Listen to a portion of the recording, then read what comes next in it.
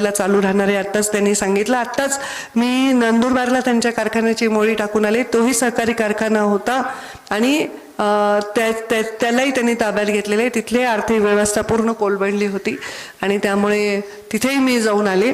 तर तिथे काही असे प्रकार नाही. आपल्याकडे आहेत जरा जास्त हुशार लोक आणि ते माझ्यावर काही आरोप लावत असतील तर तुमच्या हृदयावरच हात ठेवा आणि विचार करा की माझ्या 22 वर्षाच्या राजकारणात मी कधी विरोधकाला कोणीच त्रास दिलाय? मी पालकमंत्री असताना माझ्या विरोधक पक्षाच्या कॉन्ट्रॅक्टरला त्रास दिलाय, कुठल्या सरपंचाला त्रास दिलाय किंवा कोणी मला जर काम नाही केलं म्हणून त्याला त्रास दिलाय? असं कधीही केलेलं नाही. चुकीचे माणसं मी कधी सांभाळले नाही. दहशतीचं वातावरण मी कधीही माजू दिलं नाही आणि मी चांगल्याच पद्धतीने काम केले.